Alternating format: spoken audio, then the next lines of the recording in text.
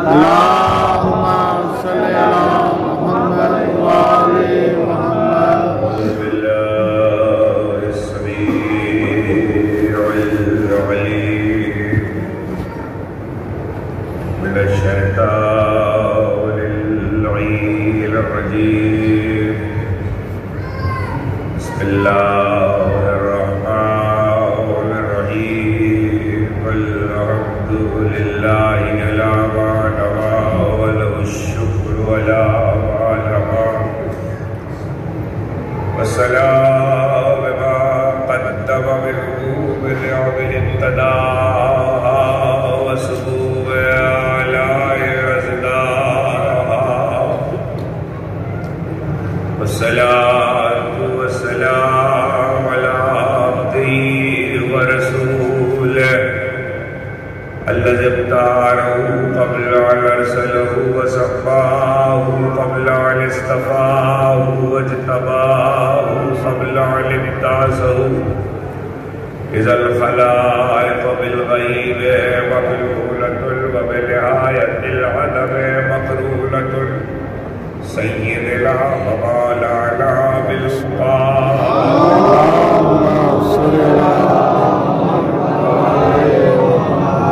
أهل بيته الطيبين الطاهرين المعصومين المظلومين الذين أذهب الله عنهم الرجس وطهرهم تطهيرا.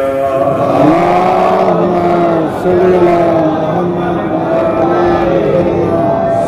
وعلى نور الله الذي لا يطفى وحجة الله التي لا تخفى العدل المشتهر والمهدي. اللهم صل على والعبد الدائمة الباقية ولا دائهم ومنكر فزائلهم وغاصب حقوقهم أجمعين في يوم الرحم لا يوم الدين. أما بعد فقد قال الله سبحانه وتعالى في محكم كتابه الحكيم يا زكريا إنا نبشرك بغلام اسمه يحيى لم نجعل له من قبل سميا. اللهم صل على محمد وآل محمد. ایک مرتبہ اور میرے آواز سے صلوات دیجیے. اللهم صل على محمد وآل محمد. آج کی یہ مجلس رضا جیسا کہ اعلان کیا اور اعلان سے آپ پر ظاہر ہے کہ مجلس شہادت حضرت ابو عبداللہ صادق آل محمد امام جعفر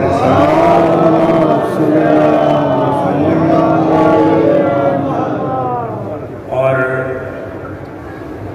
ان تاریخوں میں دو تاریخوں کے درمیان اس مجلس کے انعقاد کا سبب یہ ہے کہ یہ تاریخیں ہمارے بچے یاد رکھتے ہیں. 15 شوال اور 25 شوال. ایک مسئلہ تو یہ ہے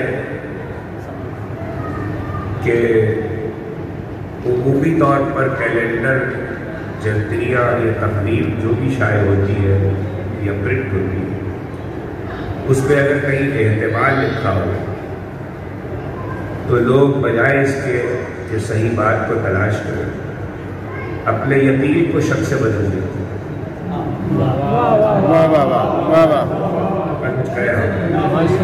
اور مولانا کائنات نے نہج البلاغہ میں مولانا کائنات نے نہج البلاغہ میں اور موجود ہے آپ کا. آپ نے فرمایا خبردار کبھی اپنے شک اپنے یقین کو شک سے نہ بدل. تو اگر کہیں یہ احتمال لکھا ہے تو بجائے اس کے کہ اس کی جستجو کی جائے کہ یہ کیوں لکھا ہے اور اس میں لکھنے والا وہاں تک کیوں نہیں پہنچا جو حقیقت ہے، وہ حقیقت میں عرض کر دیتا ہوں. اور پھر اس میں لوگ اکثر احباب کو دیکھا کہ بحث بھی کرتے ہیں کہ 15 شوال شہادت ہے تو 25 کیسے، اور 25 شہادت ہے تو 15 کیسے؟ تو یہ پہلے ہی بتا دوں، اس سے پہلے کہ تقریر شروع کروں، وہ یہ کہ آپ کے سال بھر کی ان تمام تاریخوں میں جو سیرت اہل بیت اور تاریخ اہل بیت سے متعلق ہے، اس میں اس کی مثالیں موجود ہیں۔ وہ کہاں ہیں؟ ابھی رمضان گزرا ہے، شوال سے پہلے 19 تاریخ، بیٹا آپ سے کہا ہے بند کر دیجیے اور مجھے مجلس پڑھنے دیجیے، بالکل بند کر دیجیے، توجہ سے سنو۔ 19 رمضان بھی شہادت کہلاتی ہے اور 21 بھی شہادت ہے۔ کسی سے بھی پوچھوں گا تو وہ کہے گا 19 کو ضرورت لگی ہے، 21 کو شہادت ہے۔ بالکل اسی طریقے سے اہل بیت سے متعلق ہر تاریخ کو سمجھا جا سکتا ہے۔ 15 اور 25 کا جو معاملہ ہے وہ بھی اسی طرح ہے۔ 15 تاریخ کو عید کی امام کو زہر دیا گیا ہے، 25 کو شہادت ہوئی ہے۔ تو اس کا مطلب ہے کہ دونوں تاریخیں قبل کی ہیں۔ اس کی تفصیل مسائل میں کبھی عرض کی جا سکتی ہے کہ کون سے امام کو شہادت سے کتنے دن پہلے زہر دیا گیا ہے۔ تو ایک تاریخ زہر قرآنی کی ہے، نیلم کی تاریخ ہے۔ اس لیے یہ جو عشرہ ہوتا ہے 15 سے 25 کا، یہ گویا ایک طرح سے عشرہ صادقیہ ہے۔ اور اس میں میں ذاتی طور پر اپنی بات کر رہا ہوں کہ میں جہاں بھی ہوتا ہوں کوشش کرتا ہوں کہ امام صادق کا ذکر کیا جائے۔ آغاز اس سے قبل کہ آیت تک آؤں، آغاز تاریخ کے کچھ ایسے بیان سے کر رہا ہوں کہ جس کو بچے یاد رکھیں۔ 80 ہجری 17 ربیع الاول، 80 ہجری 17 ربیع الاول دنیا میں تشریف آوری ہے۔ 148 ہجری 25 شوال شہادت ہے۔ مدینے میں دنیا میں تشریف لائیں، مدینے میں شہادت ہوئی۔ مدینے میں شہید ہونے والا اور جس کا جنازہ مدینے میں اٹھا وہ یہ آخری امام ہے۔ اس کے بعد پھر کوئی نہ مدینے میں دفن ہوا آپ کیا امام ہے، نہ اس کا جنازہ مدینے میں اٹھا۔ اب یہاں سے بات کا آغاز کر رہا ہوں کہ جو ہے، توجہ کیجیے گا، جو حیثیت ابراہیم خلیل خدا کو نبوت کی تاریخ میں حاصل ہے، وہی حیثیت جعفر صادق کو امامت میں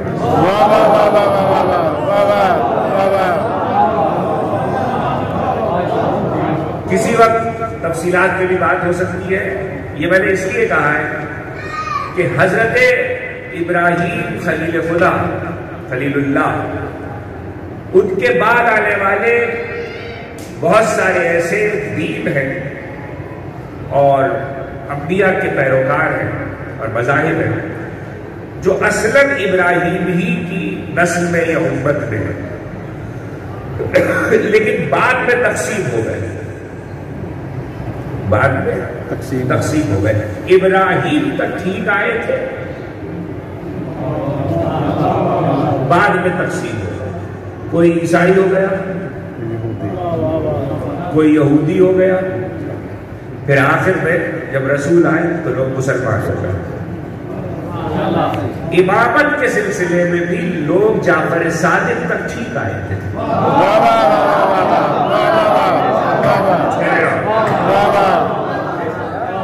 اب چونکہ اس سلسلے کی آپ کے یہاں پہلی گفتگو کر رہا ہوں تو چاہتا ہوں کہ کچھ تاریخی اور سیرت سے متعلق حقائق آپ کے سامنے رکھوں۔ جعفر صادق تک لوگ امامت کے عقیدے میں ٹھیک آئے تھے، اس کے بعد تقسیم ہوئے، کوئی 60ویں پہ رک گیا، کسی نے 8ویں کو نہیں مانا۔ معاملہ یہ ہے کہ یہ تو ہو گیا اعتقاد کا مسئلہ۔ اس کے بعد عالم اسلام میں جتنے فقہی مکتب قرار پائے، فقہی، وہ سب کے سب امام صادق کے بعد وجود میں آئے۔ بے شک، بے شک۔ لیکن حقیقت صرف یہ نہیں ہے کہ وہ امام صادق کے بعد وجود میں آئے، حقیقت یہ ہے کہ وہ سب کے سب آ کر امام صادق میں ختم ہو جاتے ہیں۔ واہ واہ واہ واہ واہ واہ واہ۔ اس لیے کہ جس فقہی مکتب کے امام تک جائیے وہ جس کا شاگرد ہے یا وہ کسی کا شاگرد ہے یا وہ کسی کا شاگرد ہے، آخری ہستی امام صادق ہے جہاں پر آ کر بات رک رہی ہے۔ اسی لیے زمانے کو امام صادق سے بار بار رجوع کرنا پڑتا ہے، اور اقتدار ہو، حکومت ہو یا بساط فقہ ہو، لوٹ لوٹ کر آتے ہیں اور کہتے ہیں فرزند رسول ارشاد فرمائیے کہ اس مسئلے میں کیا ہے، حکم شریعت کیا ہے، یہاں آیت کیا کہہ رہی ہے۔ اور آپ ظاہر ہے کہ جب تقریر شروع ہو گئی ہے تو میں نے جو آیت پڑھی ہے وہ سورہ مریم کی ہے اور حضرت زکریا سے متعلق ہے۔ اس میں ایک لفظ ہے جس میں مجھے آپ کو روکنا ہے، پہلے ظاہر لفظ کے ترجمے کو محفوظ کر لیجیے۔ زکریا کی دعا کے بعد اللہ زکریا کو بشارت دے رہا ہے، یا زکریا الا نبشرک بغلام اسمہ یحییٰ، ہم تمہیں ایک بیٹے کی بشارت دیتے ہیں، لڑکے کی بشارت دیتے ہیں جس کا نام یحییٰ ہے، جس کا نام یحییٰ، لم نجعل لہ من قبل سمیہ، اس سے پہلے ہم نے کسی کا نام یحییٰ نہیں رکھا، اس سے پہلے ہم نے کسی کا نام یحییٰ نہیں رکھا۔ اگر آپ قرآن کو اٹھا کر دیکھیں گے تو فضائل سے معجزات تک، معجزات سے اختیارات تک، اختیارات سے کاموں تک، انبیاء کے تذکرے میں آپ کو یہ ملے گا کبھی اللہ نے نہ دوہرا کر معجزہ بنایا، کبھی دوہرا کے معجزہ بنایا، کبھی نہ دوہرا کے مثال بنایا، کبھی دوہرا کے مثال بنایا۔ آپ کہیں گے دوہرا کے مثال کیسے بنایا، نہ دوہرا کے مثال کیسے بنایا؟ یہاں کیا کہا؟ ہم نے یحییٰ سے پہلے کسی کا نام یحییٰ نہیں رکھا، ہم نے نہیں رکھا۔ اس کا مطلب ہے یحییٰ سے پہلے کوئی یحییٰ نہیں گزرا اور کسی کا نام یحییٰ نہیں ہے۔ جب اللہ نے نہیں رکھا تو بندے کیسے رکھیں گے؟ کسی کا ذہن ہی نہیں گیا۔ اس کی مثال تاریخ امامت میں موجود ہے کہ پروردگار نے اس کی بھی مثال رکھی، امام طبرانی سے لے کر امام ابن حجر ہیثمی تک جو حدیث کے بہت بڑے امام ہیں، علماء اہل سنت میں انہوں نے حدیث لکھی کہ پیغمبر کے ہاں جو دونوں نواسے دنیا میں آئے، فاطمہ کے بیٹے، ان کا نام اللہ نے رکھا، اور مصطفیٰ سے لے کے آدم تک کسی کا نام ان نواسوں سے پہلے نہ حسن تھا نہ حسین،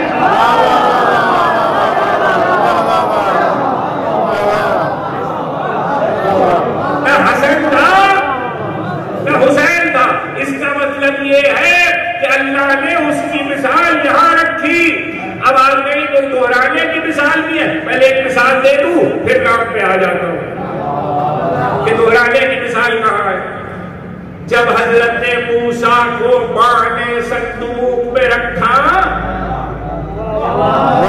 صندوق میں رکھ کر دریائے نیل کی فوجوں کے سپرد کیا تو قرآن کہتا قالت لأختہ قدسیہ فبصرت بہ عن جنب وہم لا یشعرون۔ موسیٰ کی بہن سے کہا کہ ساتھ ساتھ جاؤ، ساتھ ساتھ جاؤ، اور موسیٰ کی بہن ساتھ ساتھ گئی ہے دریا کے کنارے، اور جب وہاں پہنچی ہے تو وہاں دایائیں چاہیے تھی۔ میں پورا واقعہ نہیں سنا رہا، ایک جملہ صرف سنا رہا ہوں۔ اس میں قرآن نے کہا کہ جب وہاں موسیٰ کی بہن کی گفتگو ہوئی تو اس کے بعد جب اللہ نے موسیٰ کو ماں سے ملوا لیا تو اب وہ من قبل کا لفظ یاد رکھیے گا، لم نجعل لہ من قبل سمیہ، ہم نے اس سے پہلے کسی کا نام یحییٰ نہیں رکھا۔ تو اب من قبل کے لفظ کو یاد رکھیے، وہاں قرآن نے کہا کہ دایاؤں کی طرف موسیٰ نے رغبت نہیں کی۔ ہر رمل آیت ہے، ہر رمل علیہ البراز من قبل، ہم نے دودھ پلانے والیاں پہلے ہی موسیٰ پہ حرام کر دی تھی۔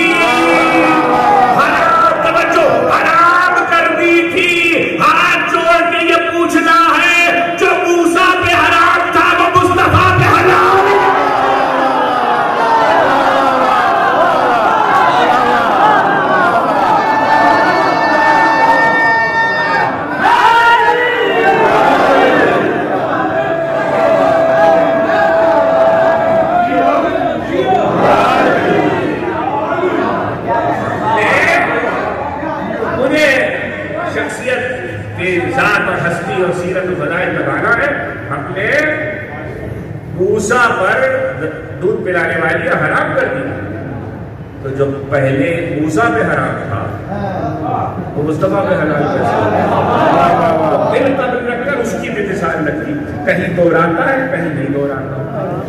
اب جہاں دوہرایا گیا لگی آخر وہ خط ہے، وہ حد ہے کہ جس سے ادھر بن قبل ہے ادھر بن بعد ہے،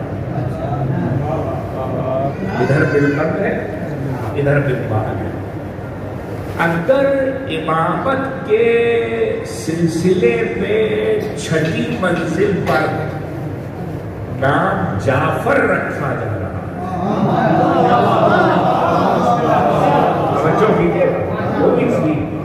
نام جعفر رکھا جا رہا ہے، تو پھر دیکھنا پڑے گا۔ دیکھیے ائمہ کے ناموں میں ابھی کہہ کر آیا علماء اہل سنت کی حدیث میں نے آپ کے سامنے، بیٹا بند کر دو، دماغ میں محفوظ کرو تاکہ برکت ہو ذکر کی۔ موبائلوں میں کیا برکت ہوگی؟ صلوات دے دیں۔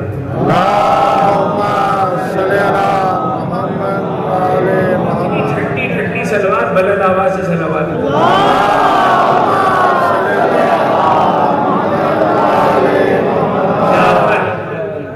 دیکھیے حسن نام پہلے نہیں ہے، اولی و آخری میں کسی کا نہیں، حسین نام پہلے نہیں ہے، اولی و آخری میں کسی کا نہیں۔ اس کے بعد کا امام علی، امام سجاد کا نام علی ہے، علی کا نام اپنے دادا کے نام پر علی، اس کے بعد کا نام امام باقر، ان کا نام جد کے نام پر بید ہے بید دار، بید ہے بید دار جو رسول کا نام ہے۔ تو دو نام ایسے ہیں جو اولی و آخری میں کہیں نہیں ہوئے، دو نام ایسے ہیں جو اسی خاندان سے دوہرائے گئے۔ اب آئے چھٹے امام، چھٹے امام کا نام جعفر، تو جلدی سے ابھی سب کو یاد آ گیا ہوگا کہ جعفر تو ظاہر ہے دوہرایا گیا ہے۔ کس نے رکھا ہے جعفر نام؟ دیکھیے ایک بات تو طے ہے، یہ 12 ائمہ کو صرف ائمۃ المومنین نہیں کہتے، یہ غلط فہمی سب حل کرو گے۔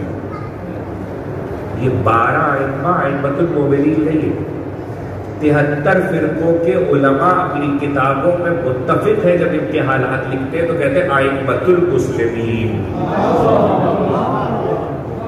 یہ سب کے سب عالم اسلام کے امام ہیں۔ ایک بات، دوسری بات، علماء اہل سنت کے ہاں بھی وہ حدیثیں موجود ہیں جن میں سر فہرست حدیث جابر ہے، جس میں رسول نے 12 ائمہ کے نام بتلائے ہیں جو اللہ نے لوح پہ لکھے ہوئے بھیجے ہیں، اللہ نے لوح پہ لکھے ہوئے بھیجے۔ تو اب اللہ نے لکھے ہوئے بھیجے، اس کا مطلب پہلے سے تھے، نام جابر تھا۔ اچھا اگر ہم تھوڑی دیر کے لیے مان لیں کہ پہلے سے نہیں تھے، آج بیٹے کے دنیا میں آنے کے بعد باقر نے اپنے بیٹے کا نام جعفر رکھا ہے، تو پھر یہ خیال آئے گا کہ اپنے بزرگوں میں کسی کے نام پہ رکھا ہے، اپنے بزرگوں میں کسی کے نام پہ رکھا ہے، تو بزرگوں میں جس کے نام پر رکھا ہے وہ ہے جعفر طیار، ابو طالب کے بیٹے۔ اور جب یہاں آیا تھا اور حضرت ابو طالب پہ گفتگو کی تھی، اسی ممبر سے تو جملہ کہا تھا، حضرت ابو طالب کے بیٹے ہیں جعفر طیار، طیار وہ اس لیے کہتے ہیں کہ انہیں شہادت کے بعد پر ملے ہیں جس سے پرواز کرتے ہیں، لیکن نام ان کا جعفر ہے۔ جعفر کا مطلب کیا ہے وہ بتا دیجئے۔ تو عربی لغتیں لکھنے والوں نے لکھا کہ جنت کی لہروں میں ایک کوثر ہے، ایک سلسبیل ہے، ایک تسنیم ہے، ایک جعفر ہے۔ جنت کی لہروں میں ایک کوثر ہے، ایک سلسبیل ہے، ایک تسنیم ہے، ایک جعفر ہے۔ تو معلوم ہوا کہ جعفر جنت کی لہر کا نام ہے، جنت کی لہر کا نام ہے۔ اگر محمد باقر اپنے بیٹے کا نام جعفر رکھتے تو کسی کو حیرت نہیں ہونی چاہیے، لیکن اگر اسلام آنے سے پہلے ابو طالب اپنے بیٹے کا نام جعفر رکھے تو پوچھو وہ زمانہ گیا، کلمہ نہیں پڑھا تھا، وہ جنت کی لہر پڑھا۔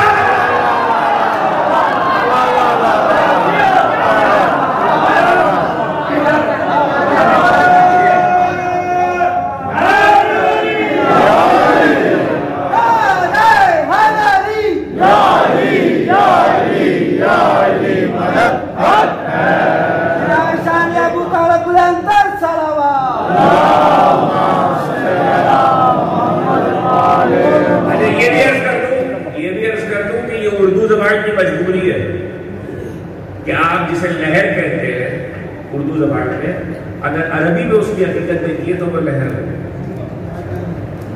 اور پنجاب کی شاداب زمین پر رہنے والوں سے زیادہ یہ کوئی نہیں جانتا کہ لہر اور دریا میں کیا فرق ہوتا ہے. واہ واہ واہ واہ واہ. بچے سے بھی پوچھو لہر بڑی ہوتی ہے یا دریا؟ وہ اور بات ہے پانی نہ ہو، وہ اور بات ہے کہ دریا خشک ہو گیا ہو، لیکن اپنے وسط میں، اپنی گہرائی میں، اپنے پاٹ میں، اپنی کشادگی میں، اپنی طولانی میں دریا بڑا ہوتا ہے، لہر چھوٹی ہوتی ہے. یہ اردو میں مشہور ہو گیا کہ جنت کی 4 لہریں، لہریں نہیں ہیں، کوثر، تسنیم، سلسبیل، جعفر، چاروں دریا ہیں. اور جنت کے دریاؤں کی ایک خوبی ہے، وہ بھی یاد رکھیے، چاہے شہد کی ہو، چاہے پانی کے، چاہے دودھ کے، شیر کے. حدیثوں میں یہ فکرہ آیا ہے کہ جنت کے دریا کی ایک خوبی ہے. اس سے پہلے کہ وہ حدیث سناؤں، پڑھتا نہیں ہوں اس طرح کی گفتگو، لیکن بات آ گئی تو عرض کر رہا ہوں، کیا آپ میں سے کسی کے پاس یہ اختیار ہے کہ راوی کے کنارے پہنچے اور راوی سے کہے آؤ میرے ساتھ آ جاؤ، اور پھر راوی کو لے کے اس تک چلا جائے جدھر راوی نہیں بہتا؟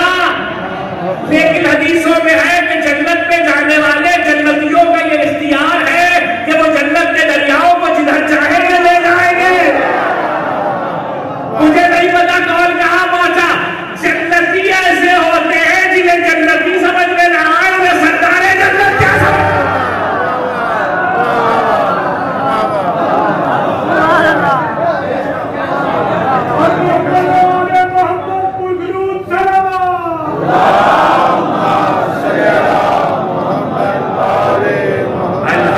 الحسین سید شباب اہل الجنہ. بہرحال امام کا تعارف کرا رہا تھا. آپ کا یہ وہ امام ہے جس کو امامت کی تاریخ میں ظاہری طور پر حیات کا عرصہ سب سے زیادہ ملا، اور سب سے زیادہ ملنے کی وجہ یہ تھی کہ اقتدار اپنی کشمکش میں تھا. تو چونکہ اقتدار اپنی کشمکش میں تھا، اس لیے امام کی طرف متوجہ نہیں ہوا. یہ تو ہو گیا ایک تاریخی پہلو. دوسرا تاریخی پہلو، یہاں کتابوں سے شغف رکھنے والے لوگ بیٹھے، ان کے لیے بات درج کر دوں کہ جسٹس امیر علی نام کتاب کا سنا ہوگا. جسٹس امیر علی نے کتاب لکھی تھی اسپرٹ آف اسلام، اس کا ترجمہ روح اسلام کے نام سے ہوا. جسٹس امیر علی کا تعلق میرے مسلک سے نہیں ہے، وہ مسلک شیعہ رکھتے نہیں ہیں، علماء اہل سنت میں بہت بڑے دانشور تھے. انہوں نے یہ لکھا ہے کہ 3 باتیں جو شہرت رکھتی ہیں، ایک قتل حسین، ایک مدینے کی تاراجی، اور ایک مکے میں چڑھانا. یہ 3 تو جرم ہے یزید کے، لیکن اس کے علاوہ جو یزید نے کیا تھا وہ بھی سنی. انہوں نے کہا کہ جتنے انسٹیٹیوشنز تھے پوری مملکت اسلامی میں، تعلیم سے لے کر عدلیہ تک، جتنے انسٹیٹیوشنز تھے، ان کے جتنے دفاتر تھے اور ان کی جتنی عمارتیں تھیں، سب کو مٹی میں ملا دیا. اس لیے کربلا کے واقعے کے بعد اسلامک اسٹیٹ میں کوئی انسٹیٹیوشن قائم نہیں تھا، کوئی ادارہ باقی نہیں تھا. یہ نہ جانے کے تو اگلا جملہ نہیں سمجھ میں آئے گا. یعنی اسکول سے لے کر، مدرسے سے لے کے، تعلیمی ادارے سے لے کے عدالت تک نہ بلڈنگ باقی تھی، نہ اس ادارے کا کوئی کانسیپٹ اور تصور باقی تھا. سب کچھ خاک ہو چکا تھا. تو اب تاریخ نے اس پس منظر کی بنیاد پر لکھا کہ کربلا کے واقعے کے بعد اسلامی سلطنت میں جو پہلا انسٹیٹیوشن اور ادارہ قائم ہوا ہے وہ جعفر صادق کی یونیورسٹی ہے. اور اس کو یونیورسٹی میں نے اس لیے نہیں کہا کہ میں جعفر صادق سے عقیدت رکھتا ہوں یا میں ان سے محبت کرتا ہوں، اس لیے کہہ رہا ہوں کہ یونیورسٹی ہے. جی نہیں، یونیورسٹی یہاں بچے بیٹھے ہوئے نہیں یونیورسٹی میں پڑھ رہے ہیں. اسکول کالج اور یونیورسٹی میں کیا فرق ہے؟ یونیورسٹی کو یونیورسٹی کیوں کہتے ہیں؟ یونیورسٹی کو یونیورسٹی جامعہ اس لیے کہتے ہیں کہ وہاں پہ تمام علوم پڑھائے جاتے ہیں اور ہر علم کی برانچز الگ الگ اس کے علوم کی تفصیل تک جاتی ہے اور پھر پی ایچ ڈی تک جاتا ہے۔ امام کے اس یونیورسٹی کی عمارت میں 4000 طالب علم ایک وقت میں علم حاصل کرنے آتے تھے، جو مختلف علوم پہ پڑھ رہے ہوتے تھے۔ ان میں سے کوئی بھی فقہ اسلامی آپ یہ نہیں کہہ سکتے وہ 4000 کے 4000 فقہ اسلامی کے طالب علم تھے، وہ مختلف علوم پہ پڑھ رہے ہوتے تھے اور امام سے علم حاصل کر رہے ہوتے تھے۔ اس میں کوئی دہریہ ہے، کوئی عیسائی ہے، کوئی یہودی ہے، کوئی کسی مسلک کا ہے، کوئی کسی مذہب کا ہے، یعنی اسلامی تعلیمی ادارہ قائم کر کے جعفر صادق نے اس پر یہ بورڈ نہیں لگایا کہ صرف کلمہ گو آئے گا، کافر نہیں آئے گا، صرف کلمہ گو آئے گا، کافر نہیں آئے گا، صرف مومن آئے گا، ایسا کوئی بورڈ نہیں لگایا۔ اور یہ تشخیص ہمیشہ یاد رکھیے گا، یہ بات آپ کو 2 جگہ ملے گی۔ یہاں میرے وہ دوست بیٹھے ہیں، میں ابھی کہتا آ رہا ہوں لیا میں، یہ بات آپ کو 2 جگہ ملے گی۔ ایک رسول کے بعد 25 سال کے بعد علی اقتدار میں آئے۔ 25 سال علی نے کیا کیا؟ کبھی موقع ہوا تو بتاؤں گا کہ 25 سال علی نے کیا کیا۔ 25 سال علی نے کنویں کھودے، چشمے جاری کیے، اور ان کنووں اور چشموں کو مدینے سے دمشق تک صرف تیار کر کے وقف کرتے رہے، اور حاجیوں کے لیے جتنے راستے تھے ان راستوں پہ پانی کا سیرابی کا سامان کیا۔ یہ علی نے 25 سال کام کیا ہے، ان راستوں پہ پانی تھا ہی نہیں پہلے، لیکن علی نے کسی کنویں اور چشمے پہ بورڈ نہیں لگایا کہ اس سے مسلمان پیے گا، کافر نہیں پیے گا، اس سے مسلمان پیے گا، کافر نہیں پیے گا۔ آپ نے دیکھا 2 چیزیں، ایک جعفر صادق کا مکتب، ایک علی کے سیرابی کا سامان، 2 جگہوں پہ کوئی بورڈ نہیں ہے، جس کو آنا ہے آ جائے، جس کو آنا ہے آ جائے۔ اسی لیے توجہ، مجھے نہیں پتا کون سمجھا کون نہیں سمجھا، اسی لیے 1400 سال گزر گئے، 2 چیزوں پر آج تک ہم نے کبھی کوئی بورڈ نہیں لگایا، ایک مجلس حسین، ایک سبیل حسین۔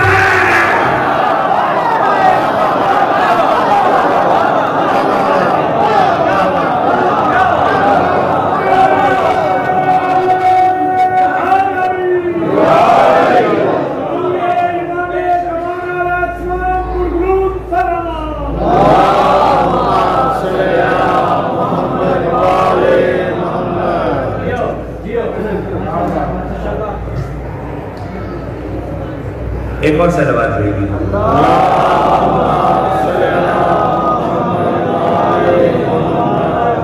اسی لیے ہم نے نہ مجلس حسین پہ کوئی بورڈ لگایا، کیا آپ آئیں گے، آپ نہیں آئیں گے، آپ آئیں گے، آپ نہیں، مسلک و مکتب کی قید نہیں ہے، اور نہ سبیل حسین پہ کوئی بورڈ لگا، نہ تبرک پہ کوئی بورڈ لگا۔ ہاں ایک بورڈ لگایا تھا امام صادق نے، وہ بتا دیتا ہوں۔ آپ کہیں گے وہ بورڈ کون سا تھا؟ بورڈ میں سمجھانے کے لیے کہہ رہا ہوں، کتبہ، تغرا، اور یہ جو آج آپ کتبے تغرے لگاتے ہیں اپنے اداروں کے اوپر، تعلیمی اداروں کے اوپر، لکھ کر حدیث لکھ دی، آیت لکھ دی، گھروں پہ سجاتے ہیں، یہ اسلامی تاریخ میں امام صادق کی دین ہے۔ امام صادق سے پہلے کسی کو نہیں آتا تھا کہ یہ بھی ہوتا ہے۔ جب مدینے میں آپ نے یہ بنیاد رکھی ہے، یہ اور اس کی عمارت بنائی تھی، تو جو عمارت بنائی اس پہ اپنے دادا علی کے 2 شعر لکھوائے، 2 شعر اپنے دادا علی کے لکھوائے، اس کی لوح پر، جیسے یہ عمارت ہے، یہ اس کی لوح ہے، تو باہر کی طرف جو آئے گا وہ سب سے پہلے علی کا شعر پڑھے گا۔ اس کا مطلب یہ ہے کہ جعفر صادق تک بھی آنا ہوگا علم حاصل کرنے کے لیے، تو علی سے تعارف ہونا ہے۔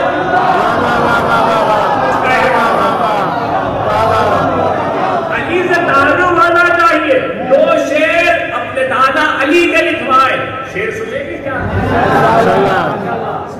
یہ علی ہی کہہ سکتے تھے. دیکھیے ہمیں جب کسی اچھی تقریب پہ جانا ہوتا ہے تو ہم بہت اچھا لباس پہنتے ہیں. خوشی کی تقریبات کے لیے لباس ہونا چاہیے. ظاہر ہے غم کے لیے تو کوئی لباس کی وہ نہیں ہے اور اس پہ اچھا لباس پہنا نہیں جاتا. خوشی کی تقریب کے لیے لباس ہوتے ہیں اچھی تقریبات کے لیے. علی کیا کہہ رہے ہیں؟ لیس الجمال باسباب تزینھا. انسان کا حسن و جمال یہ نہیں ہے کہ وہ اچھے کپڑے پہن کے محفل میں آ جائے. واہ واہ. انسان کا حسن و جمال یہ نہیں ہے کہ وہ اچھے کپڑے پہن کر محفل میں آ جائے. ان الجمال جمال العلم والادب. حسن تو علم کا حسن ہے, حسن تو ادب کا حسن ہے. جس کے پاس علم نہ ہو, جس کے پاس ادب نہ ہو, وہ حسین نہیں ہے. اس کا مطلب یہ ہے کہ کسی کا حسن ثابت کرنے کے لیے پہلے علم دکھانا پڑے گا. کچھ کہنے کی اجازت ہے. اگر علم رکھ کر انسان حسین ہوتا ہے تو جو ہو ہی بابل علم, اگر علم ہی حسن دیتا ہے تو جو ہو ہی بابل. اب ذرا کون سمجھے گا کون نہیں مجھے نہیں پتا. جو ہو ہی بابل علم, اور ایسا بابل علم جو وجہ اللہ بھی ہو.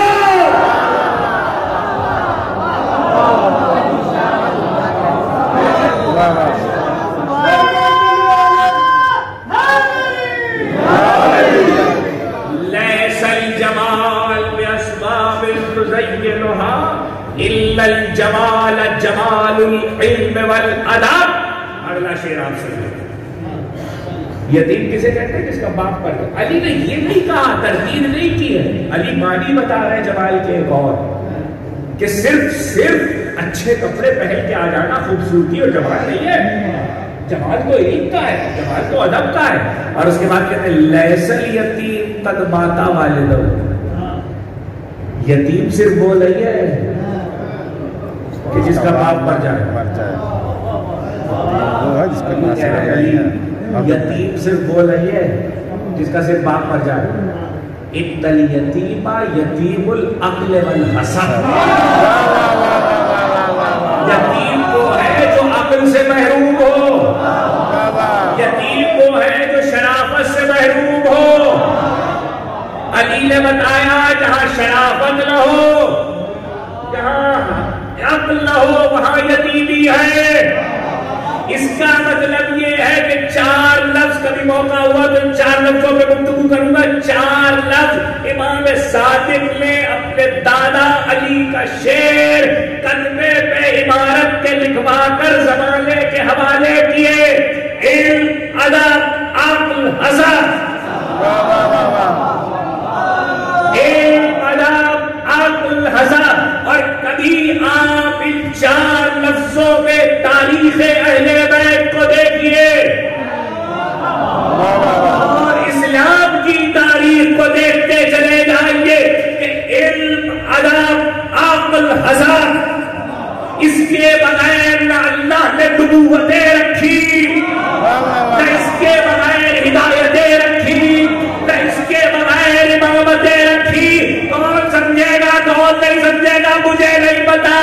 اللہ نے اپنے نبیوں میں سے کچھ نبیوں کو یتیم پیدا کر دیا, شرافت سے یتیم نہیں بنا.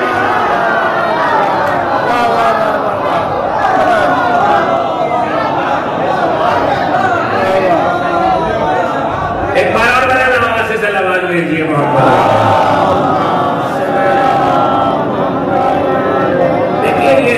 پہلے بھی آیا تھا تو میں نے کہا تھا کہ یہ پیغمبر کا فرمان ہے, جب مجھ پر درود بھیجو تو بلند آواز سے بھیجو.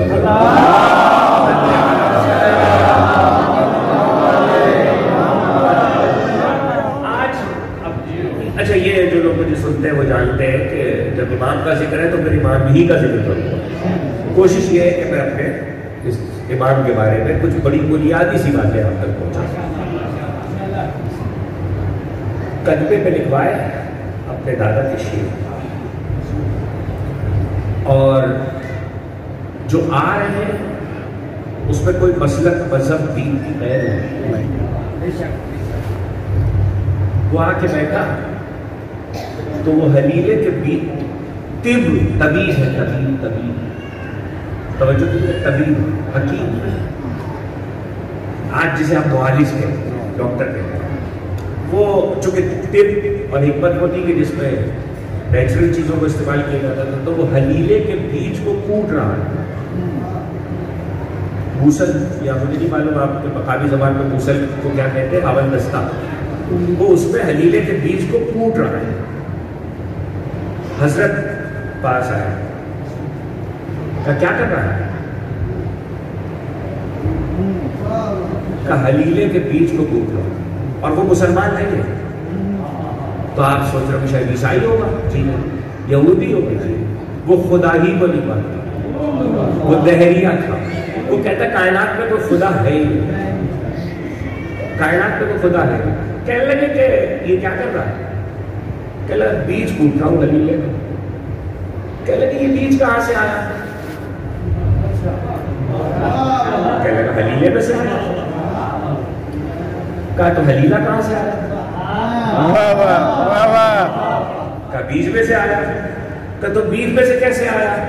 کہا بیج ہم نے زمین میں بویا، زمین میں گاڑ دیا، بیج مٹی میں چھپا دیا، اس کے بعد اسے پانی دیتے رہے. کچھ دن میں بیج میں توانائی آ گئی، اس میں کوپل پھوٹی. یہ وہ کہہ رہا ہے طبیب، کوپل پھوٹی. کوپل پھوٹ کے اس کوپل میں اتنی طاقت تھی اس نے زمین کا سینہ چیرا، زمین کا سینہ چیرا، شگافتہ ہوا، کوپل باہر آئی. آہستہ آہستہ پودا ہوا، پودا درخت ہوا، اس میں حلیلہ نکل آیا، ہم نے حلیلہ لے لیا، پھر اسی میں بیج ہے. آپ نے کہا یہ جو تو نے بیج زمین میں بویا تھا یہ کمزور تھا، یہ طاقتور کیسے ہوا؟ یہ کمزور تھا، یہ طاقتور کیسے ہوا؟ کہنے لگا کہ یہ طاقتور ایسے ہوا کہ زمین پہ اس کی غذا ہے، زمین پہ اس کی غذا تھی. اس نے زمین کے گرد و نواح سے جہاں پہ بویا گیا تھا وہاں سے اپنی غذاؤں کو سمیٹا، کھینچا، ان غذاؤں کو اس نے حاصل کر لیا، اور وہ غذائیں حاصل کر کے یہ طاقتور اور توانا ہو گیا. حضرت نے کہا اگر یہ کمزور تھا تو غذا خود نہیں کھینچ سکتا تھا، اگر یہ کمزور تھا تو غذا کو خود حاصل نہیں کر سکتا تھا. اس نے کہا آپ نے بالکل ٹھیک کہا، یہ کمزور تھا، غذا اس نے خود نہیں حاصل کی. پھر کہا زمین میں ایک طاقت ہے، ایک قوت ہے جو مختلف جگہوں سے اس کی غذا کو سمیٹ کے اس تک پہنچاتی ہے. امام نے کہا جسے تو قوت کہہ رہا اسے ہم خدا کہتے ہیں.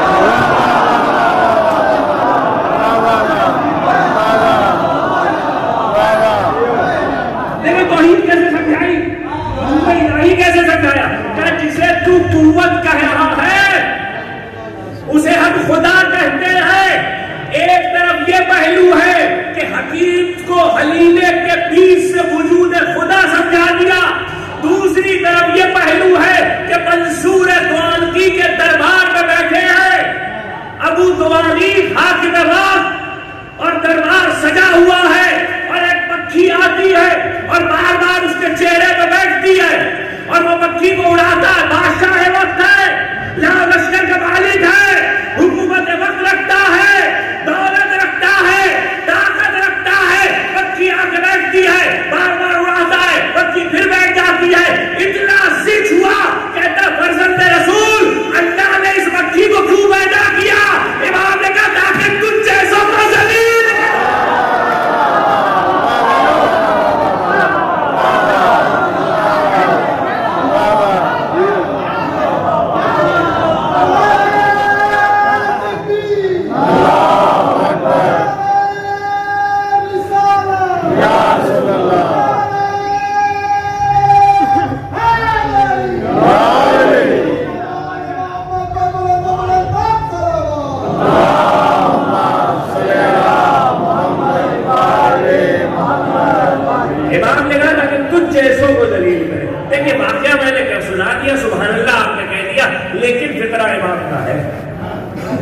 لیے ایک دفعہ روکنے کا تو میرا ہے نا. امام نے یہ نہیں کہا تجھ کو ذلیل کرے، ایسے کو ذلیل کرے. جو سمجھے گا وہ سمجھے گا. جس نے رسول کی سیرت پڑھی ہے اسے پتا ہوگا. آپ کو پتا ہے حضرت کے جسم پہ مکھی نہیں بیٹھتی تھی. پتا نہیں کون کہاں بیٹھا ہے. حضرت کے محبوب الہی کے بدلے اقدس، جس پہ اقدس پہ مکھی نہیں بیٹھتی تھی، تو ایک مکھی بتا دے گی تم اس جیسے نہیں ہو، وہ تم جیسے.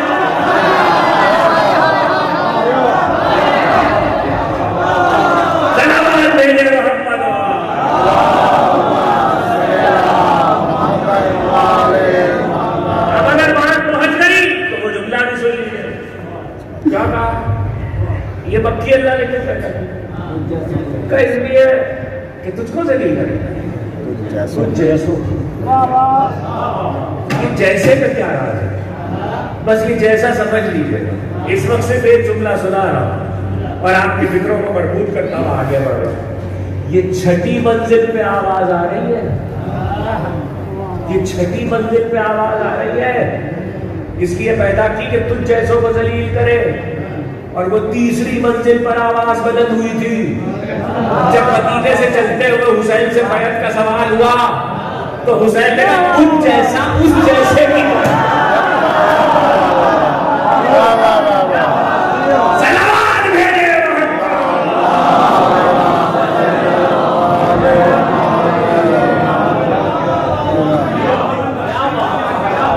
جیسا اس جیسے کی بیعت نہیں کر سکتا. ایک طرف دہریے کو وجود خدا بتا دیا، ایک طرف مسئلہ یہ درپیش ہوا. اب خالصتاً فقہ اسلامی کا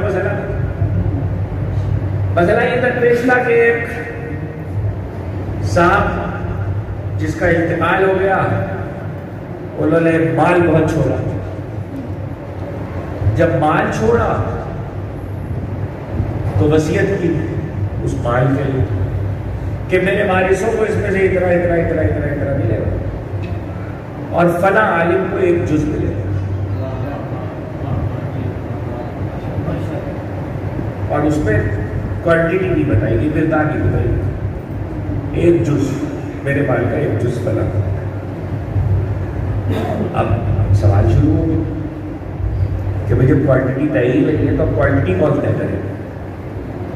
مثال کے طور پر مرنے والے نے 100 روپے چھوڑے تو اب کتنے وارثوں کو ملیں گے اور جز کا اطلاق کتنے پر ہوگا؟ تو اس عالم کو کتنا ملے گا؟ جب وارث قبیلے والے، علاقے والے، سمجھدار لوگ کچھ بھی نہ طے کر سکے تو اسی عالم کے پاس آ گئے جس کے لیے وصیت تھی. اسی عالم کے پاس آ گئے تو اس عالم سے کہا بھائی یہ وصیت میں آپ کا بھی نام ہے اور آپ کے لیے کہا ہے کہ ایک جز آپ کو ملے گا. تو انہوں نے جو مقدار بتائی عالم نے، ایک جز انہیں مل رہا. انہوں نے جز کے اطلاق میں جو مقدار بتائی اس پہ وارث راضی ہو گئے. وارث جو دے رہے تھے اس پہ وہ راضی نہیں تھے. جھگڑا طے نہیں ہوا. جب جھگڑا طے نہیں ہوا تو سب اٹھ کر امام صادق کے پاس آ گئے. سب اٹھ کے امام کے پاس آئے اور امام سے آ کر کہا کہ فرزند رسول یہ مرنے والا مر گیا. کبھی اگر آج تو ظاہر سلسلے سے پہلی گفتگو آپ سے ہے، کبھی اگر تفصیلات رہی، ہمارے یہاں ایک بڑا قلعہ ہے معذرت کے ساتھ، بہت قلعہ. میں نے کراچی میں لاہور میں بھی یہ بات کہی کہ شکایت ہوتی ہے کہ حضرت علی اور امام حسین کے علاوہ باقی ائمہ میں کیا پڑھا جا رہا ہے؟ پڑھنے کے لیے کچھ نہیں. یہ کس نے کہا کہ پڑھنے کے لیے کچھ نہیں؟ آپ کو بتائیں امام صادق پر 40 جلدیں ان کی حیات میں چلی، 40 والیومز عربی زبان میں، اور ہر جلد 1000 صفحے سے اوپر ہے. امام صادق کی ہے. اور اب بات آ گئی ہے تو میں یہ بھی بتا دوں، صرف ایک نہج البلاغہ کو آپ الگ رکھیے، صرف نہج البلاغہ میں، باقی حضرت علی سے امام عسکری بلکہ امام مہدی تک جتنے حضرت علی سے 12 تک سارے ائمہ کی کل حدیثوں کی تعداد جتنی ہے، کل حدیثوں اس سے زیادہ صرف امام صادق،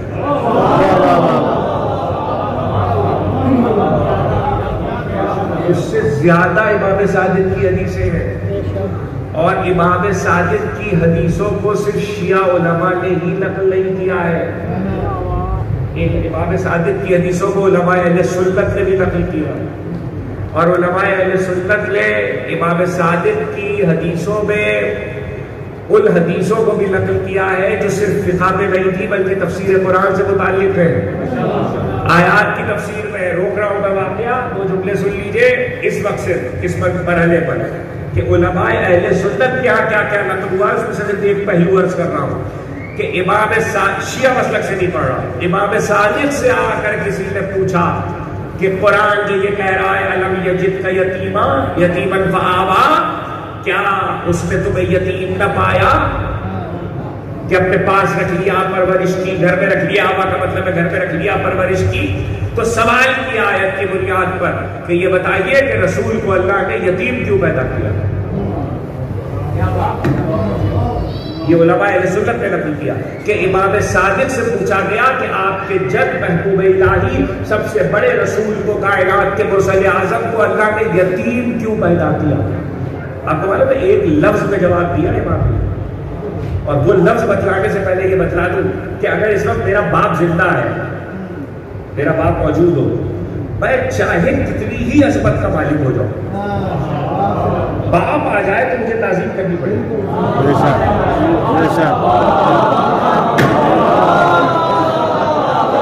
باپ آ جائے تو مجھے تعظیم کرنی پڑے گی، باپ آ جائے تو اس کا حق ہے.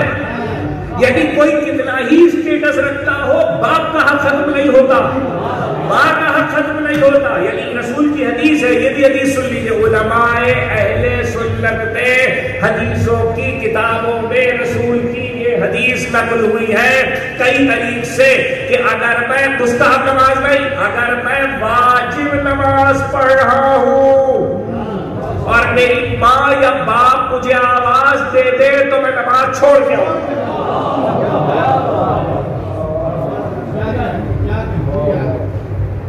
اب کون بحث کرے گا کہ انہوں نے کلمہ پڑھا تھا؟ کہاں بیٹھے ہیں آپ؟ کی آواز پر رسول نماز چھوڑ کے آ رہے ہیں، واجب نماز. ہم نے تو نماز کے معاملے میں یا یہ حدیث دیکھی ہے اجداد کے بارے میں یا پھر اولاد کے بارے میں یہ رویہ دیکھا ہے کہ نواسا آ گیا تو نماز رک گئی.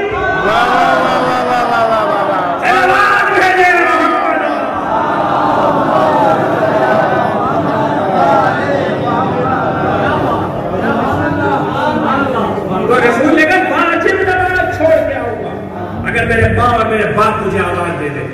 تو اب تفصیل کا وقت نہیں ہے. حضرت یوسف کا قصہ موجود ہے، جب تک پہ آئے تھے اور تعبیر ملی تھی صاحب کی حضرت یوسف کو. تو اس وقت حضرت یوسف کے پاس جب یعقوب آئے تو اللہ نے، ظاہر ہے کہ باپ ہے، اللہ نے یوسف سے کہا کہ یہ مٹھی کھولو، مٹھی کھولی تو نور اڑ گیا، پرواز کر گیا. کہ یہ کیا تھا؟ کہ یوسف اللہ نے تمہاری جبریل نے کہا یوسف اللہ نے تمہاری نسل میں نبوت رکھی تھی، لیکن باپ آیا تھا تم تعظیم کے لیے تخت سے نہیں اترے، نبوت واپس لے لو. ایک نبی پر بھی باپ کی اتنی تعظیم ہے، یہ حق ہے. حق اس کے لیے لفظ استعمال ہوتا ہے شریعت میں، اسلام میں حق. بس اب حق کے لفظ کو یاد رکھیے گا. راوی کہتے علماء اہل سنت نے نقل کیا، سیرت نگاروں نے نقل کیا کہ پیغمبر کے بارے میں امام صادق سے پوچھا گیا کہ اللہ نے اپنے سب سے بڑے رسول کو، صاحب قرآن کو، محبوب کو یتیم کیوں پیدا کیا؟ کہا اس لیے کہ اس پر کسی کا حق نہ ہو. بہت دھیرے دھیرے سنا آپ نے، تاکہ اس پر کسی کا حق نہ ہو. اگر بات پہنچ گئی تو اجازت ہے کچھ کہنے کی. جس کے لیے امام صادق نے کہا اسے یتیم اس لیے پیدا کیا کہ اس پر کسی کا حق نہ ہو، اس رسول پہ 2 بار قرآن میں آیت اتاری، وَآتِ ذِی الْقُرْبَىٰ حَقَّهُ، قربا کا حق دینا.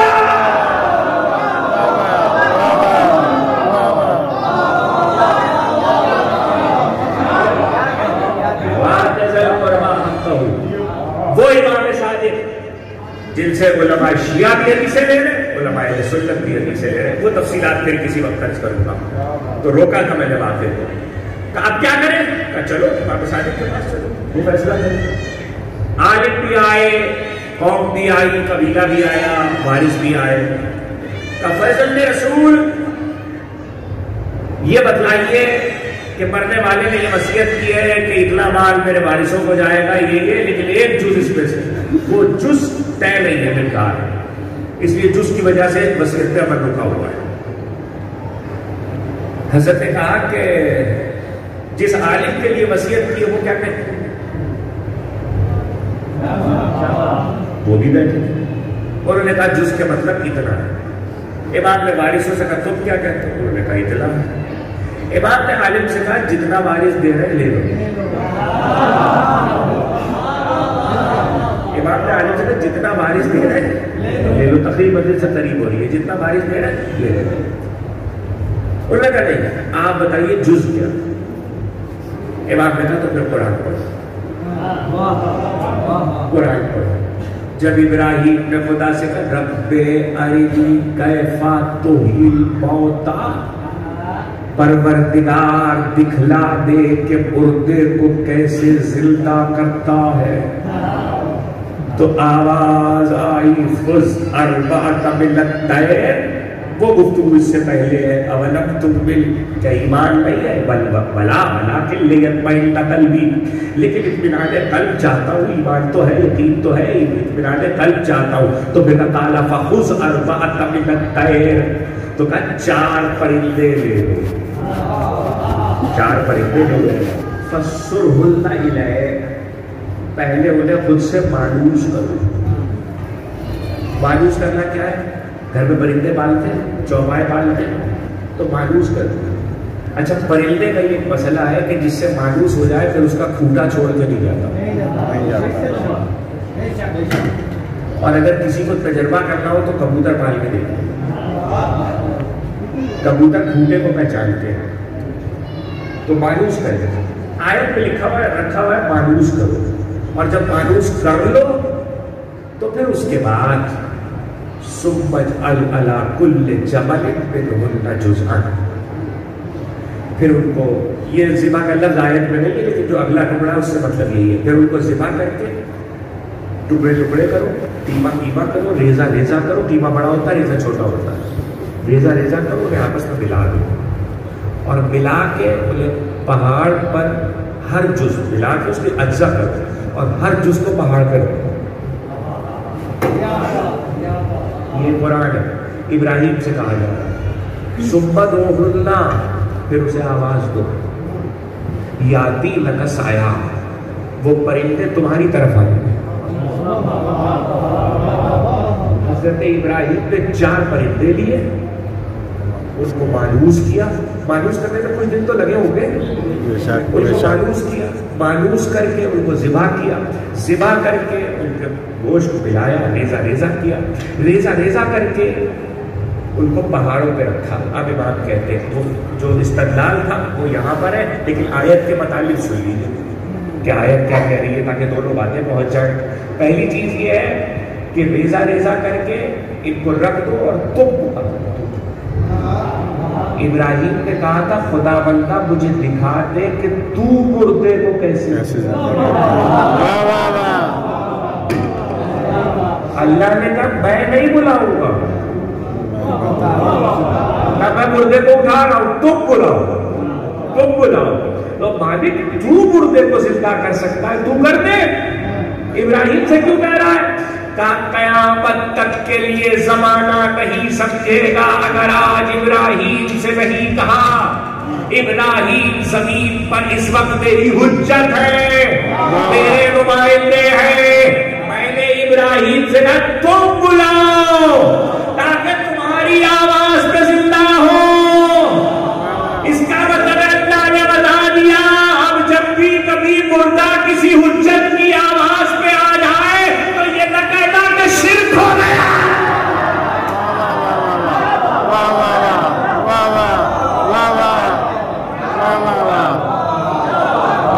اس لیے کہ حجت بلا رہی ہے۔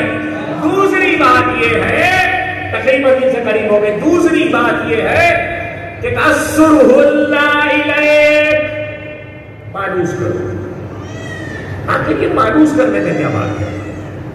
میں آپ سے سوال کر رہا ہوں، اگر ابراہیم پر اتنے لے ان کو ذبح کریں اور پھر انہیں مخلوط کر کے نیما نیما کر کے پہاڑی پہ رکھ دیں، تب بھی بلائیں گے تو آئیں گے، حجت کے بلانے میں آئیں گے اور اللہ نے کہا ہے آئیں گے۔ تو اگر یہاں پہ یہ ٹکڑا نہ ہو سرولنا الیک تو کیا فرق پڑے گا؟ فرق کیا پڑے گا؟ فرق پڑے گا اس لیے کہ سرولنا الیک کے لفظ رکھ کر اللہ نے قیامت تک کے لیے ایک بات سمجھا اور وہ بتائی ہے مخلوق کی فطرت، سانس لیتی ہوئی مخلوق کی فطرت، جیتی جاگتی چلتی پھرتی مخلوق کی فطرت۔ جتنی محنت اس پہ کر رہے ہو اتنی محنت اگر اپنے پڑھنے لکھنے میں کرو تو کچھ کام آئے گا۔ آپ تو نہیں کو کہہ رہا ہوں، بند کرو موبائل، صلوات بھیجو محمد، اللہم صلی علی محمد وآل محمد۔ ایک مرتبہ سرہ اللہ الیک، مانوس کرو۔ مانوس کرنے میں بتائیے فطرت، اس فطرت کو یاد رکھیے گا۔ وہ فطرت کیا ہے؟ وہ فطرت یہ ہے کہ جس سے جیتی جاگتی سانس لیتی روح رکھتی ہوئی مخلوق مانوس ہوتی ہے، اس کی آواز پہ بڑھ کے بھی آتی ہے۔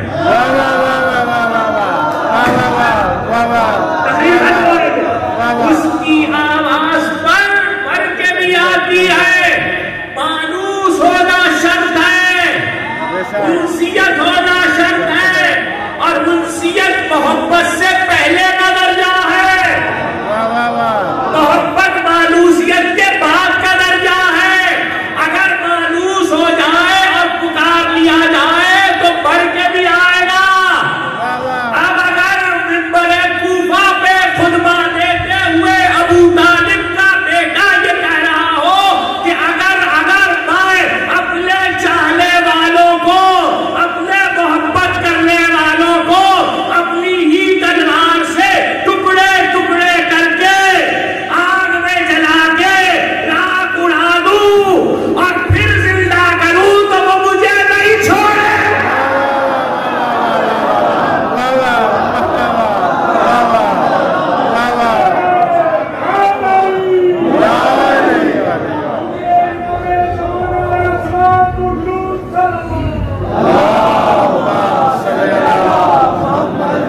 میرے بھائی میں نے آپ سے کہا نا بند کر دیجیے، ضد نہیں کیا بند کر دیجیے۔ آپ کو پتا پاکستان میں جرم ہے، اچھا یہ بات بھی جان لو، پاکستان میں قانون ہے کسی کی مرضی کے بغیر، کسی کی اجازت کے بغیر اس کی تصویر کھینچنا یا اس کے بارے میں موبائل پہ کیپچر کرنا یا اس کی ویڈیو بنانا 5 لاکھ روپے کا جرمانہ۔ صلوات بھیجو۔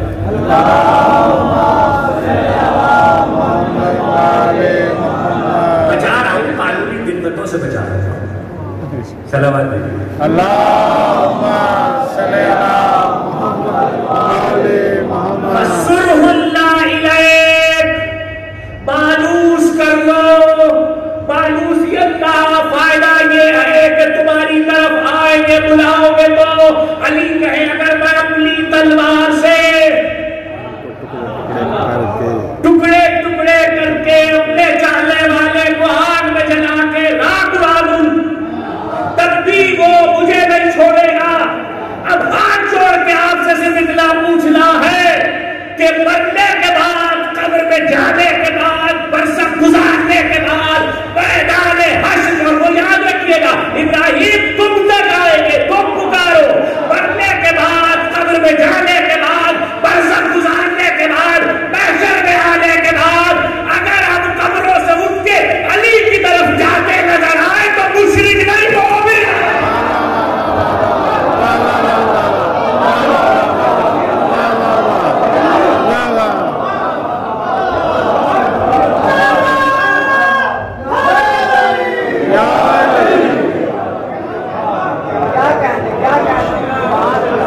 اب وہ استدلال بھی سن لیجیے جس کے لیے حضرت نے آیت پڑھی۔ آیت کس نے پڑھی؟ امام صادق نے آیت پڑھی ہے، اور آیت چونکہ امام نے پڑھی ہے اس لیے میں اس منزل تک آیا ہوں۔ اب انہوں نے پوچھا اس آیت میں کیا ہے؟ حضرت نے کہا کہ پرندے 4 تھے، پہاڑ 8 تھے۔ صادق نے کہا پرندے 4 تھے، پہاڑ 8 تھے۔ اب آیت پڑھو، فخذ اربعۃ من الطیر فصرهن الیک، 4 پرندے لو، انہیں اپنے سے مانوس کرو، ثم اجعل، رکھ دو پھر انہیں، علی کل جبل منہن جزءا، ہر پہاڑ پر ایک جز، ہر پہاڑ پر ایک جز۔ تو چونکہ پہاڑ 8 تھے اس لیے جز کا اطلاق 8ویں حصے پر ہوگا۔ یہ صادق نے قرآن کی یہ فقہ، وصیت، میراث، یہ احکامات اسلامی کا مسئلہ ہے اتنا بڑا کہ امت نے اس کو محفوظ کیا کہ اس کا اطلاق جز کا 8ویں حصے پر ہوگا۔ تو پھر مڑے امام مسالم کی طرف کہ آپ کا حصہ 8واں ہے، اس لیے کہا تھا جو وارث دے رہے لے لو تو زیادہ تھا۔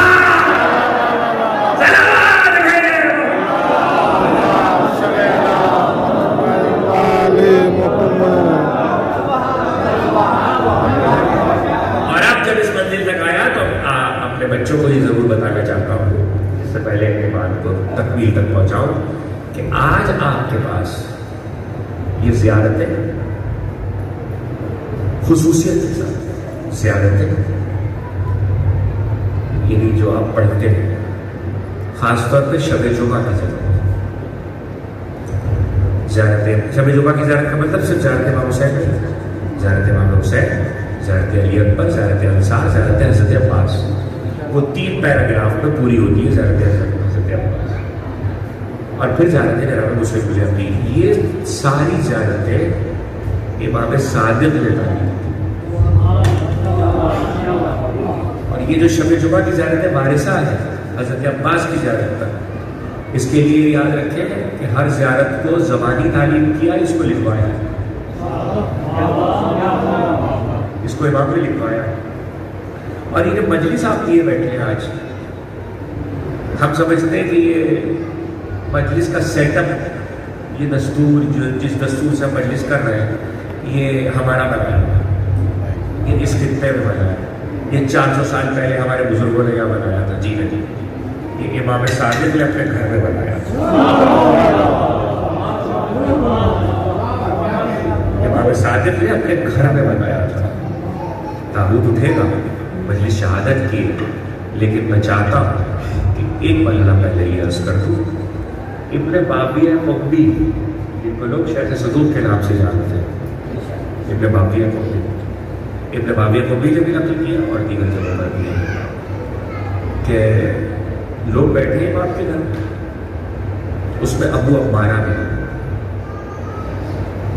ابو عمارہ منشد، منشی نہیں منشد، بین نون شین دار، منشد عربی میں اسے کہتے ہیں کہ یہ ہمارے عباس احمدی صاحب کلام پڑھتے ہیں اور شاعر شعر کہتے ہیں۔ اب یہ بہت اچھے شعر کہتے ہیں، مجھے شعر کہنا نہیں آتا، لیکن میں ان سے شعر لے کے پڑھ لیتا ہوں، تو یہ شاعر ہوئے، میں منشد ہوا، یعنی جو کسی شاعر کے شعر پڑھے وہ منشد ہے۔ تو ابو ہمارا منشد تھے، بیٹھے ہوئے سب شام کا وقت تھا، سورج غروب ہوا، تو مدینے کی گلیوں میں آواز بلند ہوئی کہ محرم کا چاند ہو گیا. مدینے کی گلیوں میں آواز بلند ہوئی کہ محرم کا چاند ہو گیا. جیسے ہی آواز بلند ہوئی تو لوگوں نے دیکھا کہ امام صادق رو رہے ہیں. امام صادق رو رہے ہیں. ایک مرتبہ امام نے ابو عمارہ کہتے میری طرف دیکھا اور کہنے لگے ابو عمارہ کچھ شعر کہہ لیتے ہو؟ کہا مولا کہہ تو نہیں لیتا، ہاں پڑھ لیتا ہوں. کہا کوئی مرثیہ یاد ہے؟ کہا. امام نے کہا کہ ابو عمارہ کہتے ہیں کہ امام نے غلام کو اشارہ کیا اور غلام نے بیٹھے ہوئے لوگوں میں ایک دیوار کی طرف حجرے کے ایک طرف ایک کرسی لا کے رکھی اس طرح سے. جب کرسی لا کے رکھ دی گئی تو ابو عمارہ کہتے ہیں یہ اس لیے آپ کو تفصیل سے سنا رہا ہوں تاکہ بچے یاد رکھیں کہ یہ مجلس صادق آل محمد کے گھر میں بنی تھی، یہ یہاں نہیں بنی. ابو عمارہ کہتے ہیں کہ کرسی لا کے رکھی گئی اور جب غلام نے کرسی لا کے رکھ دی تو امام نے مجھے اشارہ کیا اور اشارہ کر کے کہا ابو عمارہ کرسی پہ جاؤ. تو میں کرسی پہ بلند ہوا تو ابو عمارہ کہتے ہیں کہ میں یہ دیکھ کر رونے لگا کہ مجھے کرسی پہ بٹھانے والا خود فرش پہ بیٹھا ہوا. خدا آپ کی آوازوں پہ رحمت نازل کرے، خدا آپ کی آنکھوں پہ رحمت نازل کرے. جب ابو عمارہ کرسی پہ بیٹھ گئے تو امام نے ابو عمارہ سے کہا ابو عمارہ پڑھو. ابو عمارہ نے مرثیہ پڑھنا شروع کیا عربی زبان میں. ابو عمارہ کہتے ہیں کہ جیسے جیسے میں نے مرثیہ پڑھنا شروع کیا ویسے ویسے لوگوں میں گریہ بلند ہوا اور لوگ امام صادق کو بلند آواز میں گریہ کرتے دیکھ کر روئے. کہتے ہیں امام صادق کا گریہ جب زیادہ بلند ہوا تو میں نے گھبرا کے مرثیہ روک دیا. تو کچھ دیر گزری کہ امام نے میری طرف دیکھا اور دیکھ کر کہنے ابو عمارہ مرثیہ کیوں روک دیا؟ مرثیہ کیوں روک دیا؟ کہا مولا آپ کا گریہ بہت بلند ہے، آپ کا گریہ بہت بلند ہے. تو رو کے کہنے لگے میرا دادا بہت مظلوم ہے.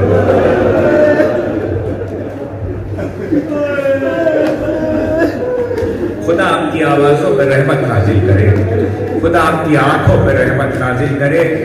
یہ تعریفیں ہیں اس لیے پڑھ رہا ہوں. 2 جملے میرے ہمیشہ یاد رکھیے گا، واقعہ ابھی مکمل کر رہا ہوں. 2 جملے ہمیشہ یاد رکھیے گا کہ امام صادق کی ساری حدیثوں اور پورے کلام میں اہل بیت کی مصیبتوں سے متعلق یہ 2 باتیں بار بار ملی ہے، کثرت کے ساتھ ملی ہے، لفظ بدل بدل کے ملی ہے. یہ 2 باتیں بہت جگہوں پر ہیں. ایک یہ بات کہ میرا دادا بہت مظلوم تھا، میرے دادا حسین پہ بہت ظلم ہوئے، اور دوسرا یہ جملہ سنو گے میری دادی نے بہت صبر کیا.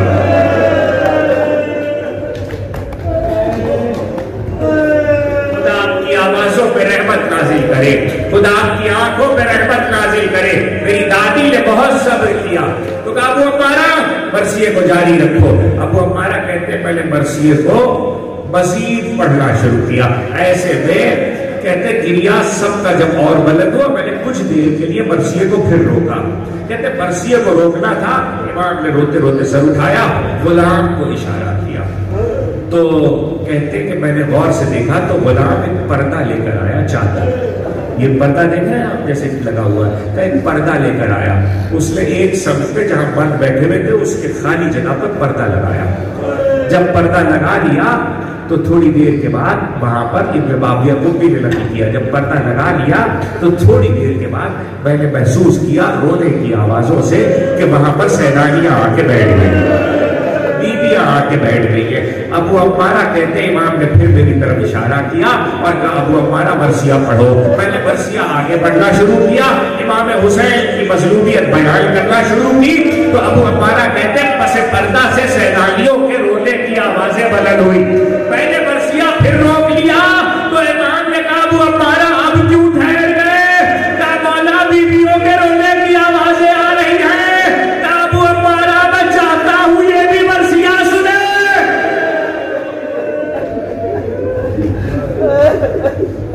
خدا آپ کی آوازوں پہ رحمت نازل کرے، خدا آپ کی آنکھوں پر رحمت نازل کرے.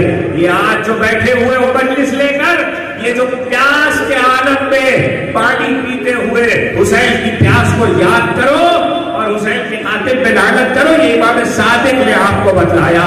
داؤد ربی آئے، انہیں پیاس محسوس ہوئی، انہوں نے پانی طلب کیا، امام صادق رونے لگے اور اس وقت آپ نے یہ فرمان دیا. یہ ساری تہذیب امام صادق کی دی ہوئی ہے.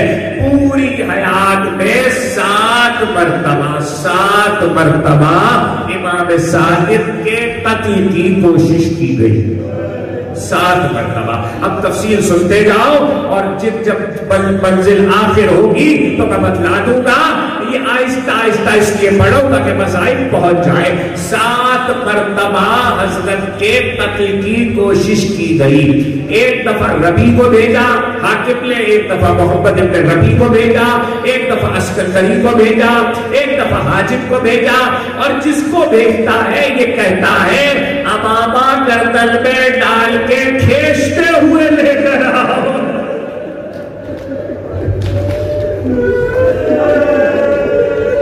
خدا آپ کی آوازوں پہ رحمت نازل کرے، خدا آپ کی آنکھوں پہ رحمت نازل کرے.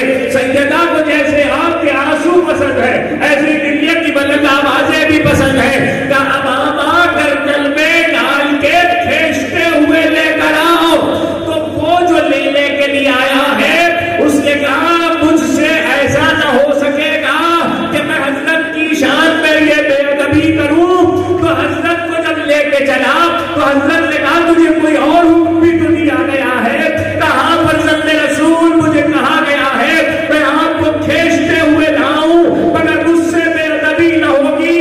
حضرت نے کہا تجھے حکم دیا ہے تیری جان جائے گی تعمیل کر. تو اس نے اطلاع کیا کہ حضرت کی آستین کو پکڑا اور آستین کو پکڑ کے کھینچتا ہوا لے کر چلا. دھوپ بہت تیز تھی، دوپہر کا وقت تھا، حضرت کو تیز قدم لے جایا گیا. میں کہوں گا مولا گئے تو تھے، کھینچتے ہوئے لے جائے گئے تھے مگر اکیلے تھے. آئے سید سجاد، پائے پہلے بے مغلوب.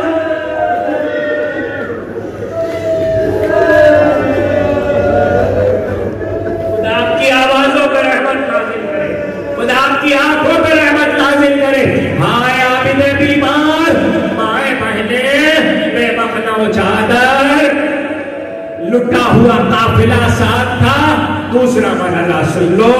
7 مرتبہ ایسا ہوا کہ حضرت کے قتل کی کوشش ہوئی، بلایا گیا لیکن قتل میں کامیاب نہیں ہوا. ایک مصیبت ایسی ہے، ایک غم ایسا ہے، ایک داغ ایسا ہے جو امام صادق نے اپنی حیات ظاہر میں اٹھایا. سنو گے وہ داغ کیا تھا؟ جوان بیٹا 30 برس سے کم کا، نام ہے اسماعیل، دنیا سے چلے گئے. اسماعیل دنیا سے چلے گئے، انتقال ہو گیا اسماعیل کا. جنازہ تیار ہوا، بنی ہاشم کے محلے سے نکلا. بڑا مجمع مدینے کا تھا، لوگ ساتھ تھے، امام جنازے کے ساتھ ساتھ تھے. لیکن بقی تک جنازہ، بقی میں قبر بنی، بقی تک جنازہ آتے آتے امام نے جنازہ کئی بار زمین پہ رکھوایا اور اس کے بعد چادر الٹی اور چادر الٹ کے کہا دیکھو اسماعیل مر گئے. ایک باپ کے دل پر جوان بیٹے کا داغ ہے لیکن امامت کا تحفظ دیکھیے کہ دیکھو اسماعیل مر گئے ہیں. کئی بار ایسا ہی کہا.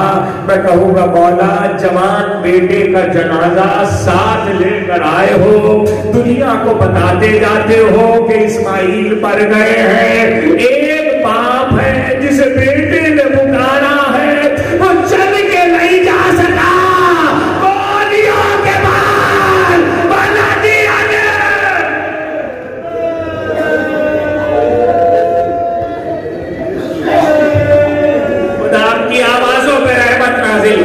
خدا آپ کی آنکھوں پر رحمت نازل کرے. سیدہ کو جیسے آپ کے آنسو پسند ہیں ایسے گریے کی بلند آوازیں بھی پسند ہیں. انگور میں حضرت کو زہر دیا گیا، انگور میں زہر دیا گیا. 15 شوال کو زہر دیا گیا، 25 شوال کو شہادت ہوئی. 10 دن زہر کے اثر سے تڑپتے رہے لیکن 10 دن میں جن لوگوں نے ملاقات کی ہے انہوں نے بتا استخا کہتے ہیں ہڈیوں کو، پوس کہتے ہیں کھال کو، پوس کہتے ہیں کھال کو، استخا کہتے ہیں ہڈیوں کو۔ ایک مرتبہ جنہوں نے 10 دن میں ملاقات کی ہے انہوں نے بتلایا کہ زہر دیے جانے کے بعد اتنے لاغر ہو گئے تھے کہ لباس اقدس میں استخا اور پوس کے سوا کچھ نہ تھا، اتنے لہیف ہو گئے تھے امام صادق۔ اور ایسے میں جب وصیتیں کرنے لگے تو جو وصیت حضرت نے کی وہ وصیت میرے بچوں یاد رکھنا، یہ وصیت امام سجاد نے کی، امام باقر نے کی، اس کے بعد امام صادق نے کی، بیٹا میں نے ایک زمین کی آمدنی کو وقف کر دیا ہے، اور جب حج میں حبش کے حاجی آئے تو انہیں بلوا کر میرے مظلوم دادا کا ماتم کروانا، ماتم داروں کے گھروں کے چولہے کبھی ٹھنڈے نہ ہو، ماتم داروں کے گھروں کے چولہے کبھی ٹھنڈے نہ ہو۔ یہی وصیت علی کے اس جملے میں ملتی ہے جو قربانیوں کے لیے علی نے کہا تھا، اس کی تفصیل اس وقت نہیں سناتا۔ جب یہ وصیت کر چکے تو پھر کہنے لگے بیٹا موسی کاظم مجھے میرے دادا سجاد کے عمامے میں کفن دینا۔ لو آزاداروں ہو گئی مجلس، اس عمامے کی تفصیل سنو اور پھر تابوت آئے گا کہ آخر امام صادق نے یہ وصیت کیوں کی کہ مجھے میرے دادا سجاد کے عمامے میں کفن دینا۔ اس کی تو وجہ ہے عمامہ کہہ کر زمانے کو کچھ یاد دلایا، تو میں تلاش میں چلا کہ کیا یاد دلایا، تو سنو گے شام غریبہ کے اندھیرے میں جب خیموں میں آگ لگائی گئی اور لوٹ پڑی اور عابد دیوار کا بستر کھینچا گیا تو دیوار کا عمامہ لوٹا گیا۔ خدا آپ کی آوازوں پر رحمت نازل کرے۔ آخری جو